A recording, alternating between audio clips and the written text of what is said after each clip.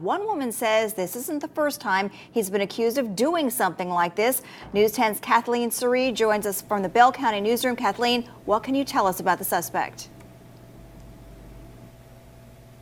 Gordon and Tara, the suspect is the man behind me, 39-year-old Kunta Kinte Jackson. Now, Killeen police say they refer to him as a regular, racking up arrests for criminal trespassing, drug paraphernalia, and public intoxication. Now, they say this last week wasn't the first time that he's gotten into a stranger's car and demanded that they bring him to an ATM. In fact, police say he was arrested for that in April, but his charges were dropped down to unlawful restraint by the DA. Now, a woman who says that Jackson did the same thing to her 2 summers ago is worried that he'll once again get out of jail soon.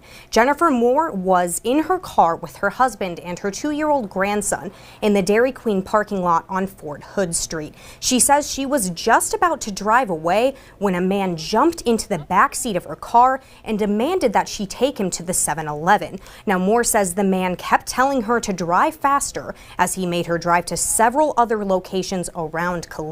When he finally got out of the car, Moore says she sped away. I started talking to other people and realized who he was because he had told us his name was Kunta. He didn't say anything else, just Kunta. So I started talking to other people and realized he had been doing this for some time. Moore says she and others in Killeen even have a Facebook group where they share stories about Jackson when he's arrested or if they hear of anything else that he's been doing. Now, Killeen police say they have received reports of Jackson doing this, getting into people's cars and demanding that they drive him to an ATM or other locations around Killeen. Now, he's in jail tonight on a $100,000 bond. Reporting live from Killeen, Kathleen Surree, KWTX News 10.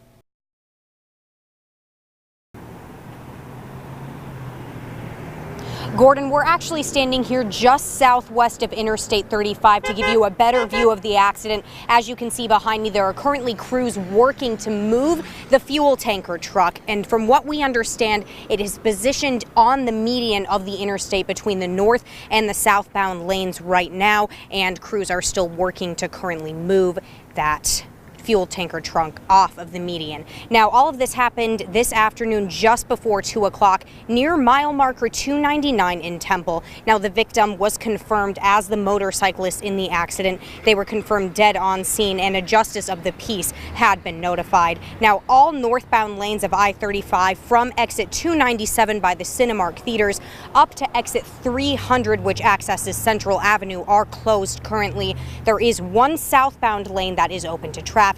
Now, police are telling people to avoid the interstate as much as possible as traffic is very congested right now with everyone getting off of work especially. Now, police say there are no other injuries related to this accident that they know of at this time. They said that they weren't able to tell us the exact details leading up to the accident itself, and we will provide you with that as it becomes available. As you can see, they are still working with the crews to get that fuel tanker truck off of the median tonight. It is unsure how much longer they will be there, but you can expect traffic delays for at least the next hour or so. Reporting live from Temple, Kathleen Surree, KWTX News 10. All right. News alert. Good evening, Central Texas. We begin with breaking news. Traffic is backed up for miles on I-35 near Temple right now as crews clean up a deadly crash involving a motorcycle and a tanker truck. Let's get right to News 10's Kathleen Surree. She's been out there all afternoon and joins us live. Kathleen, traffic is backing up, as we said, but what's going on right now? Is it pretty bad? Tara, we are actually just southwest of Interstate 35. As you can see, the accident behind us happened up on the elevated portion of the interstate. Crews are still working this scene, and they're going to be there for several more hours. Now, from what the Temple Fire Department has shown us directly from the scene, it appears that the fuel tanker truck that you're looking at right now hit the center concrete divider between the north and southbound lanes of traffic and is still in that position as they work to get it out of there and clean everything everything up. Now, the fatal crash happened this afternoon just before 2 o'clock near mile marker 299 in Temple. The victim was confirmed dead on scene. A justice of the peace has been notified. Now, all northbound lanes of I-35 from exit 297 by the Cinemark theaters up to exit 300, which accesses Central Avenue, have been closed. There is still one southbound lane of traffic that's currently open, but police are still telling people to avoid the interstate as much as possible, as there are still a lot of cars backed up.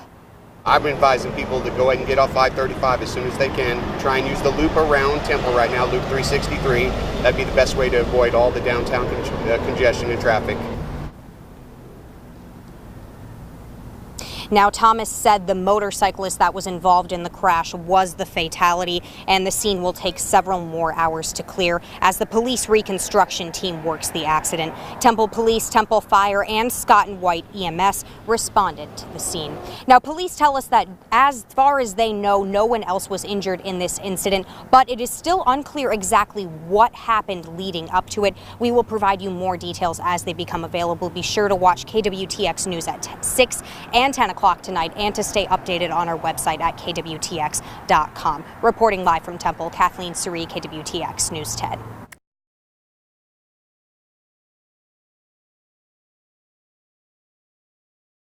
And it's all thanks to the honesty of a few department store workers. News 10's Kathleen Suri has the story. Everything happens for a reason. That's what Sonia James Stewart says about losing her wedding ring in the Coppers Cove Bells department store 1 year ago. Probably about 5 minutes being in the store, I noticed that I had lost my ring.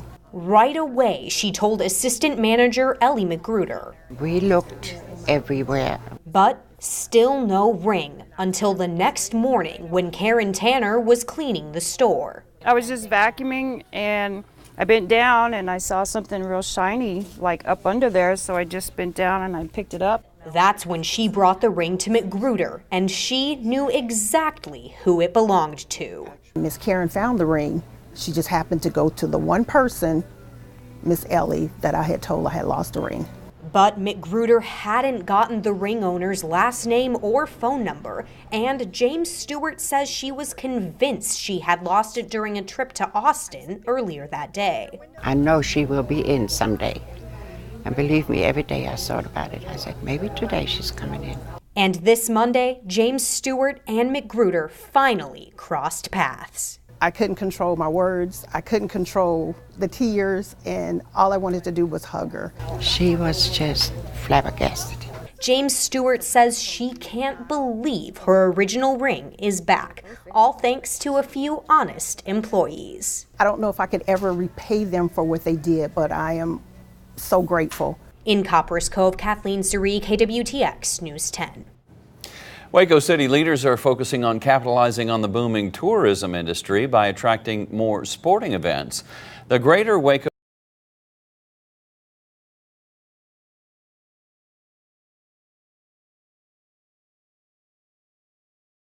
years since one of the deadliest mass shootings in U.S. history at the Luby's cafeteria in Killeen. For many who survived that massacre, the memories of that day are just as fresh as they were in 1991. News 10's Kathleen Suri has that story. I'm standing in front of the former Luby's cafeteria in Killeen. The restaurant has since changed names and owners, but the details from that horrific Wednesday afternoon that left 23 dead remain untouched. I remember everything like it was yesterday. Kirby Lack and his friend Mike were grabbing lunch at the popular family restaurant. It was Lack's first time eating there. It was filling up for lunch. There was quite a few people there. That's when he says he noticed a pickup truck speeding through the parking lot. He was coming at us. I could tell he was going to jump the curb and come through the plate glass window right behind Mike. Lack was right, but he had no idea that 35-year-old George Hennard would get out of his vehicle and open fire with a pair of semi-automatic weapons. Constantly, nonstop, yelling at the women, calling them vipers, and so I'm going to kill every one of you vipers. I'm going to kill every one of you. Lack says at first the restaurant was filled with the screams and cries of other customers. But when he just kept making laps and saying, I'm going to kill everybody in here, I mean, it went deathly quiet. everybody quit crying. I think everybody was just trying not to draw attention to themselves. Lack says a large group of people managed to break through one of the windows, escaping out the back of the restaurant. At this time, the gunman had already shot Lack in the lower hip, but during another lap of the restaurant, the man once again pointed the weapon at Lack. That's when police arrived. As they yelled, he was pushing the gun, and I think he looked that direction and it jerked his arm at the same time and he shot. It tore the carpet 1 inch from my little finger. A Killeen police officer managed to shoot and injure the gunman, who later took his own life. In the span of just 14 minutes, 23 people were shot and killed in the massacre. 7 of them were Lack's friends. You have that remorse thing, you know, you feel guilty for surviving. But he says he never let the events of that day control his life. The Luby's massacre was the deadliest mass shooting in U.S. history, with a single gunman that didn't happen at a school until the shooting rampage at an Orlando nightclub earlier this year. In Killeen, Kathleen Surrey, KWTX News 10. Earlier that year, Hennard had